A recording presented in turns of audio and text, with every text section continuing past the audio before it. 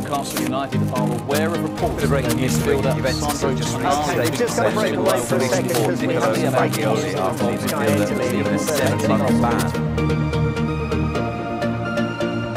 Persepakbolaan Italia baru-baru ini dihebohkan oleh skandal judi online yang telah mencoreng citra dunia sepak bola negara tersebut.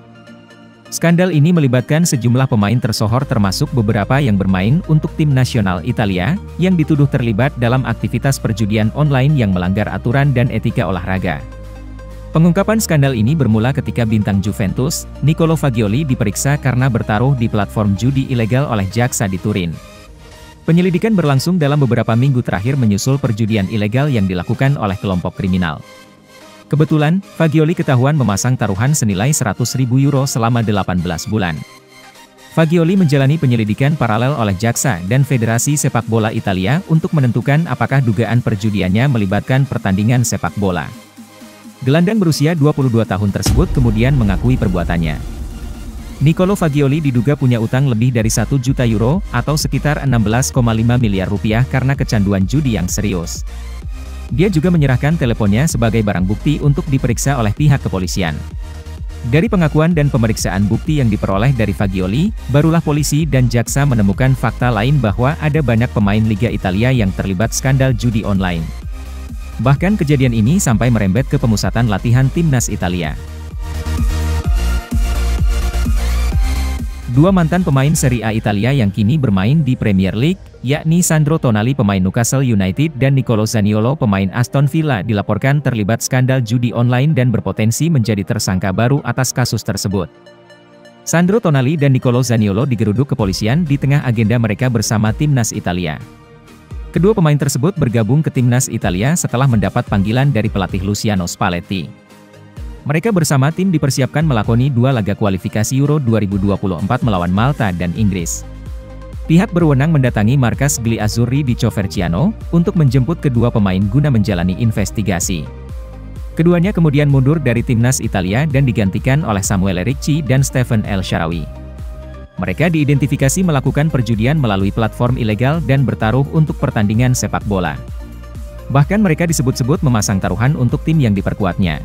Hal yang dilarang atau ilegal di sepak bola Eropa karena bisa mempengaruhi hasil pertandingan.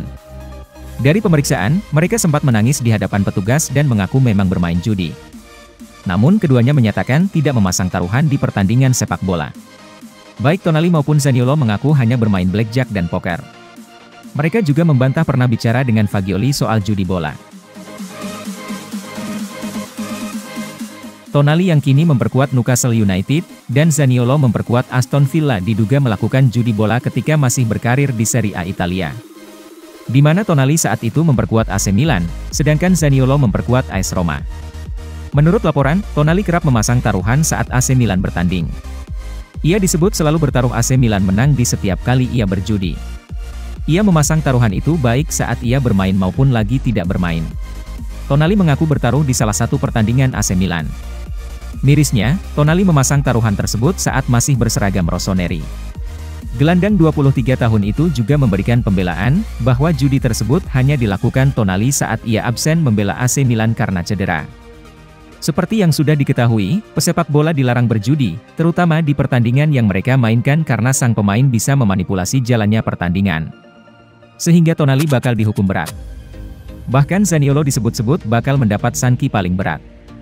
Pasalnya dia tidak hanya memasang taruhan di pertandingan bola tetapi juga aktif terlibat dalam pengaturan perjudian. Bantahan Zaniolo bahwa dia hanya judi dengan bermain poker dan blackjack itu pun diragukan kebenarannya. Zanoli disebut-sebut ikut memasang taruhan untuk pertandingan AS Roma di Coppa Italia. Dan parahnya lagi, dia juga masuk skuad yang bertanding. Selain itu, Zaniolo pernah memasang taruhan saat duduk di bench atau saat tidak diturunkan. Saat itu dia dinyatakan cedera sehingga tidak bisa tampil. Begitu pula bila tidak masuk skuad di pertandingan Roma dan menyaksikannya di televisi.